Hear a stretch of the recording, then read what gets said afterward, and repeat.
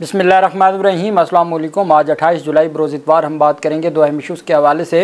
Lahore high court में सुबह एक अहम समाअत होने जा रही थी और आज रात पाकिस्तान तहरीक इंसाफ के अहम रहनुमा को और सोशल मीडिया एक्टिविस्ट को बादियाब करते हुए रिहा कर दिया गया। उसकी तफसील मैं आपके साथ शेयर करूँगा। साथ हम बात करेंगे इस्लामाबाद हाई कोर्ट में पाकिस्तान तहरीक इंसाफ की एक अहम दरख्वास्त थी, उसके ऊपर भी हम बात करेंगे। और पेशावर हाई कोर्ट का एक अहम फ़ैसला सामने आया है, पहले उसके ऊपर हम बात करते हैं और फिर जो मुख्तलिफ़ केसेस हैं उसके ऊपर बात करेंगे। पेशावर हाई कोर्ट में ये 2017 का बेसिकली वाक़या है जब मुख्तलिफ़ जजेस को हटा दिया गया था करप्शन के इल्ज़ामात पर और उस पर फिर इंक्वायरी जारी थी। जुडिशल पेशावर हाई कोर्ट ने करप्शन के इल्ज़ाम पर बरतरफ़ किए गए जजेस समेत 11 जुडिशल अफसरान ओहदों पर बहाल कर दिए हैं। मुलाजमत से बरतरफ़ किए गए डिस्ट्रिक्ट सेशन जज, 6 एडिशनल डिस्ट्रिक्ट जजेस समेत 11 जुडिशल अफसरान की दरख्वास्तों पर समाअत पेशावर हाई कोर्ट में हुई, जिसमें अदालत ने 11 जुडिशल अफसरान की अपीलें मंजूर करते हुए उन्हें ओहदों पर बहाल कर दिया। रेफरी जज जस्टिस नईम अनवर के रूबरू समाअत के दौरान दरख्वास्त गुजार के वकला ने मौक़िफ़ अख्तियार किया कि करप्शन के इल्ज़ाम पर 11 जुडिशल अफसरान को 2017 में ओहदों से बरतरफ़ किया गया था। जुडिशल अफसरान को जिन इल्ज़ामात पर बरतरफ़ किया गया था उनके कोई सबूत मौजूद नहीं है। वकील ने बताया कि ग्रेड 18, 19, 20, 21 के जुडिशल अफसरान हैं, जो डिस्ट्रिक्ट एंड सेशन जज है, फिर जो एडिशनल सेशन जजेज़ हैं और फिर जो सीनियर सिविल जजेस थे, ये टोटल 11 थे। ग्रेड 18, 19, 20 और 21 के सीनियर अफसरान थे, जुडिशल अफसरान थे, जिन्हें सफाई का मौका फराहम किए बगैर ओहदों से हटाया गया।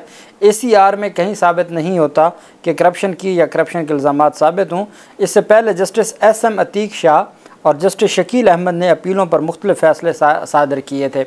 जब हाई कोर्ट में 2 जजेस का बेंच हो, आपको याद होगा जस्टिस सरफराज डोगर साहब और जस्टिस असद जवेद गुराल साहब, ये 2 रुकनी बेंच था और शहबाज शरीफ की मनी लॉन्ड्रिंग के मुकदमे में ज़मानत बाद अज़ गिरफ़्तारी थी। जस्टिस सरफराज डोगर साहब जो ट्राइब्यूनल के भी अब जज हैं मुल्तान में, मुअज़्ज़ज़ अदालत की जानिब से एक जो अदालती अमले ने फ़ैसला अनाउंस कर दिया कि शहबाज शरीफ की ज़मानत मंजूर की जाती है। जस्टिस असद जवेद गुराल साहब के पास जब गया कि फ़ैसले पे दस्तखत कर दें तो उन्होंने कहा भी आपने मुझसे पूछे बगैर फ़ैसला सुना दिया तो मैं तो ज़मानत खारिज करने लगा हूँ, चूँकि ये ज़मानत बनती नहीं है। उस पर फिर मामला चला गया।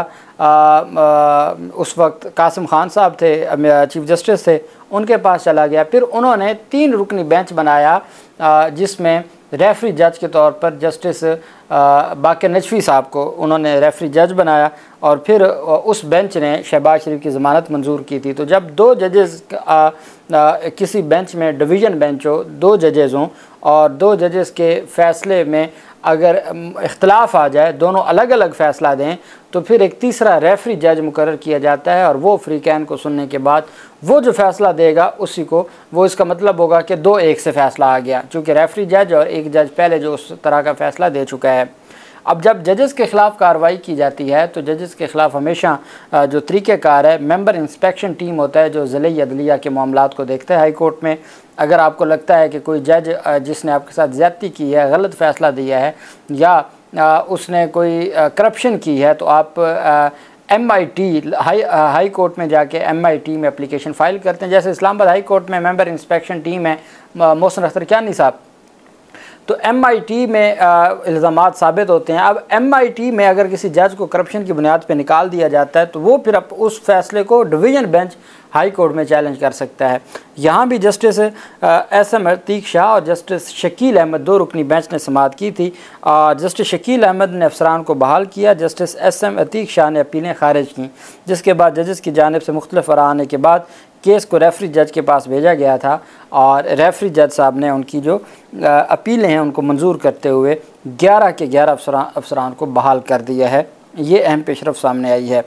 दूसरी तरफ जावेद हाशमी जो साबिक मुस्लिम लीग नून के रहनुमा हैं और उनकी जानिब से एक बड़ा दावा किया गया है। वो कहते हैं कि मेरे भतीजे और दामाद डॉक्टर शाहिद बहार हाशमी, जिन्होंने नेशनल डिफेंस यूनिवर्सिटी से PhD की डिग्री हासिल कर रखी है, नेशनल डिफेंस यूनिवर्सिटी से PhD की डिग्री हासिल की और लॉ ग्रेजुएट हैं, मुल्तान बार के मेंबर हैं, जिन्हें पुलिस ने 25 जुलाई रात को 11 बजे उनके बेडरूम से गिरफ़्तार किया और आज अदालत में हथकड़ियाँ पहनाकर पेश किया गया और आज अदालत में इल्ज़ाम ये लगाया कि उन्होंने अपने घर से 50 किलोमीटर दूर एक प्राइवेट स्कूल से जग गिलास चोरी किया है और अब उन्हें 16 MPO के तहत सेंट्रल जेल में नज़रबंद कर दिया गया है।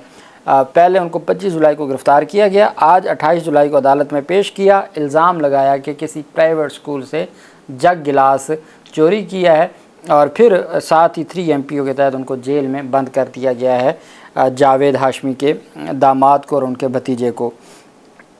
दूसरी तरफ पंजाब हुकूमत की जानिब से एक और टैक्सों की भरमार है। पहले गरीब आदमी पहले टैक्स अदा नहीं कर पा रहा और फिर टैक्स पर टैक्स और ये भरमार जारी है।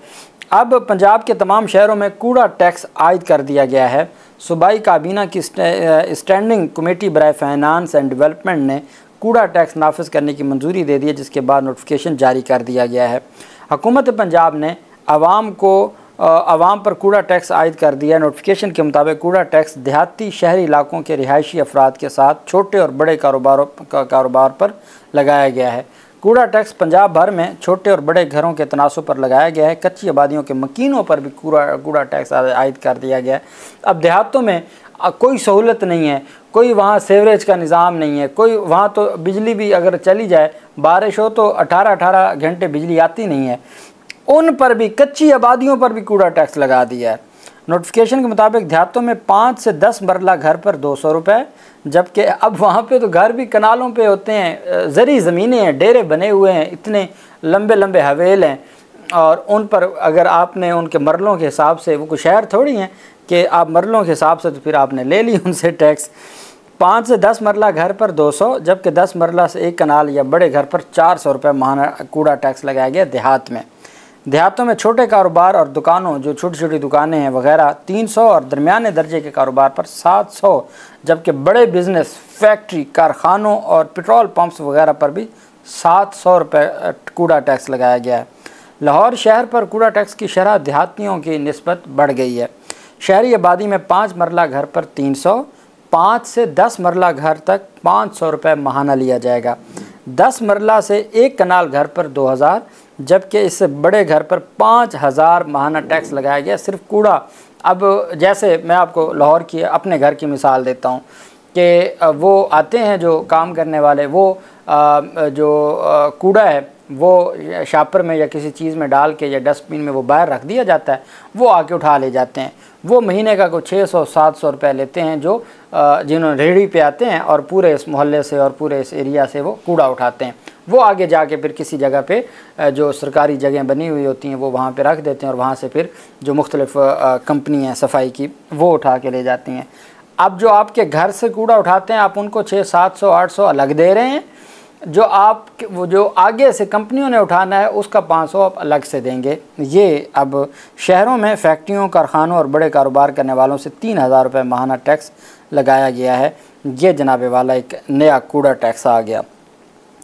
दूसरी तरफ जो अहम पेशरफ सामने आई है वो इस्लामाबाद हाई कोर्ट का जस्टिस समन रिफत इम्तियाज़ साहिबा ने समाअत की थी और उसका तहरीरी फ़ैसला सामने आया है।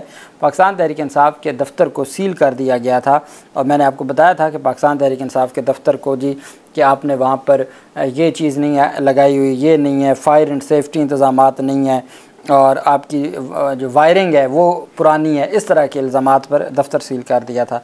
जस्टिस समन रिफत इम्तियाज़ साहिबा ने समाअत की और पाकिस्तान तहरीक इंसाफ के मरकज़ी सेक्रेटरीट को डी सील के लिए दायर मरकज़ी दरख्वास्त पर फ़रीक़ैन को नोटिस जारी करते हुए जवाब तलब कर लिया। जस्टिस समन रिफत इम्तियाज़ ने केस की समाअत करते हुए मेट्रोपॉलिटन कॉरपोरेशन समेत जो दीगर को नोटिस जारी कर दिए। दौरान समाअत पाकिस्तान तहरीक इंसाफ के वकील ग़ुलाम मुर्तज़ा अदालत के रूबरू पेश हुए और अदालत में अपना मौक़िफ़ उन्होंने रखा। उन्होंने बताया कि पाकिस्तान तहरीक इंसाफ मरकज़ी सेक्रेटरीट को मेट्रोपॉलिटन कॉरपोरेशन ने सील कर दिया है, ना ही कोई नोटिस मिला है ना ही कोई इतला है, बस आए और दफ्तर सील कर दिया। फायर एंड सेफ्टी इंतज़ामात ना होने का कहकर दफ्तर सील कर दिया गया और अदालत से गुजारिश की गई कि पहले भी दफ्तर बंद कर दिया था और आपने उसको डी सील करवाया था और अब दोबारा हमारे साथ वही हशर किया जा रहा है। अदालत ने ये जो कल से हफ्ता शुरू हो रहा है उसमें रिपोर्ट तलब कर ली और तफसील तलब कर ली है और अब देखना यह है कि ये मामला आगे किस तरफ बढ़ता है और क्या अदालतें इसको डी सील करवा पाती हैं या नहीं। जस्टिस अनवारुल हक पन्नू साहब की अदालत में एक बड़ी अहम समाअत थी। पहले तारिक सलीम शेख साहब समाअत कर रहे थे, तारिक सलीम शेख साहब मुल्तान तशरीफ़ ले गए हैं, तो अब अनवारुल हक पन्नू साहब के पास पाकिस्तान तहरीक इंसाफ के मकामी जो रहनुमा हैं नसीम खेरा, ये सरगोदा से और सोशल मीडिया एक्टिविस्ट भी हैं और पाकिस्तान तहरीक इंसाफ के सरगोदा के रहनुमा हैं, वो भी लापता थे। मैंने आपको बताया था कि एक कामोकी से थे मुदस्सर, वो भी बादयाब हो गए हैं लाहौर हाई कोर्ट के कार्रवाई के बाद, और एक उकाड़ा से थे वो भी बादयाब हो गए। अभी सरगोदा के जो DPO को कल तलब किया हुआ था, जस्टिस तारिक सलीम शेख साहब ने ऑर्डर किया था और अब अनवारुल हक पन्नू साहब ने कल समाअत करनी थी। और अब खतीजा सिद्दीकी, जो खतीजा सिद्दीकी वकील हैं, खतीजा की जानिब से कहा गया है कि जी जस्टिस अनवारुल हक पन्नू ने सुबह हमारी पिटीशन पर हाई कोर्ट में DPO सरगोदा को तलब कर रखा है और अभी पुलिस ने नसीम खेड़ा को छोड़ दिया है और वो खैरियत से घर आ गए हैं। और इस तरीके से एक और बादियाबी हुई है, पाकिस्तान तहरीक इंसाफ के रहनुमा खैरियत से घर आ गए हैं। अल्लाह पाक पाकिस्तान का हामी नासिर हो। बहुत शुक्रिया। अल्लाह हाफिज़। पाकिस्तान जिंदाबाद।